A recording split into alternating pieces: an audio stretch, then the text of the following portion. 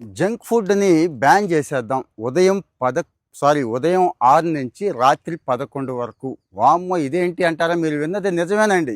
Social మీడియాని మంచి కోసం వాడదాం. అంటే ఈ రీల్ మీరు ఎంతమంది లైక్ ఇస్తే, ఎంతమంది షేర్‌లు ఇస్తే అంత మంచి చేసినట్టు. మన మాట ఎవడింటాడండి? నిజంగా పనవుద్దా అంటారేమో! అవుతోంది. చాలా ఎగ్జాంపుల్స్ ఉన్నాయి. అవన్నీ తర్వాత మాట్లాడుకుందాం. ముందైతే ఈ విషయం మీద మీ అభిప్రాయం కామెంట్ చెప్పండి. ఈ రోజున మనిషి ఆరోగ్యంలో 80% ఆహారం, 20%ఏ కదండీ మిగిలినవి వ్యాయామం, రెస్ట్ ఇవన్నీ. ఈ 80% ఆహారంలో 70-60% జంక్ ఫుడ్ వచ్చి చేరిపోయింది. మనకు తెలియకుండానే ప్రాసెస్డ్, అల్ట్రా ప్రాసెస్డ్ అంటే మనం ఏదో లేసు, కుర్కురే, బింగో లేకపోతే కొన్ని పిజ్జాలు, బర్గర్‌లు అనుకుంటున్నాం. మనకు తెలియకుండానే మన ఇంట్లోకి, మన వంటింట్లోకి, మన పొట్టలోకి జంక్ ఫుడ్ వచ్చేసింది. ఈ జంక్ ఫుడ్ పెరుగుతున్న తీరేంటో తెలుసా అండి? లాస్ట్ 5 ఇయర్స్‌లో 100 కాదు 150, 200% పెరుగుదల నమోదయ్యింది. ఈరోజు ఒక 40-50 బిలియన్ డాలర్లు అమ్ముకుంటున్నారు. వాళ్ళు హాయిగా ఉన్నారు, హ్యాపీగా ఉన్నారు. జంక్ అంటే మరేమి లేదండి. బాగా ప్రాసెస్ చేసేసి, అల్ట్రా ప్రాసెస్ చేసేసి, పాడవకుండా రకరకాలైన కెమికల్స్ కలిపేసి, షుగర్స్ వేసేసి, సాల్ట్లు, టేస్టింగ్ సాల్ట్లు వేసేసి మనకు అమ్మేస్తున్నారు చూడండి. అవన్నీ జంక్ కిందే వస్తాయి. గుర్తుంచుకోండి. అది మనం కూరల్లో వేస్తున్నామా, ఇంకో చోట వేస్తున్నామా మనకే తెలియని పరిస్థితిలోకి వెళ్ళిపోయాం.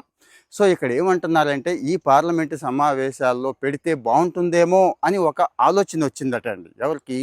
నిన్న ఆర్థిక మంత్రి నిర్మలా సీతారామన్ గారు బడ్జెట్లో ఈ విషయం డిస్కస్ చేస్తూ ఆ రిపోర్ట్ చెప్పిందండి. ఇది సర్వే ఉంటుంది కదా, రీసెంట్గా జరిగిన సర్వే రిపోర్టు చెప్పింది. ఉదయం నుంచి సాయంత్రం దాకా ఈ ప్రకటనలు అంటే జంక్ ఫుడ్ అది తినండి, ఇది తాగండి. ఇక కూల్ డ్రింకులు అయితే చెప్పక్కర్లేదు. మన హీరో మహారాజులు మామూలుగా చెప్పరు.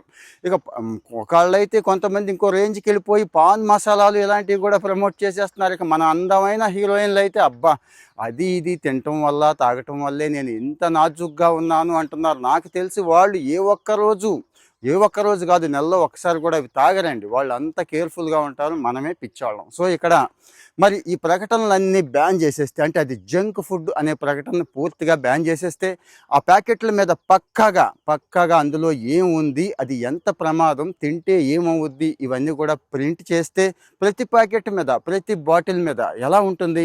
కాస్తో కోస్తో అయినా చదువుకుంటాం కదా, కాస్తో కోస్తో మాలాంటి వాళ్ళైనా చెప్పడానికి అవకాశం ఉంటుంది కదా. సో మరి ఇక్కడ ఏమంటారు? మీ ఒపీనియన్ చాలా ఇంపార్టెంట్. ఇక్కడ మీ ఒపీనియన్ మ్యాటర్స్ అండి. చాలా దూరం వెళుతుంది ఇది. ఎవరి దాకా వెళ్ళాలో అక్కడ దాకా ఈ వీడియోస్ వెళ్తాయి, మీకు తెలుసు. సో దయచేసి కామెంట్ చేయండి. మరి ఫాలో అవ్వట్లేదు ఇంకా కొంతమంది, ఫాలో అయిపోండి. Thank you.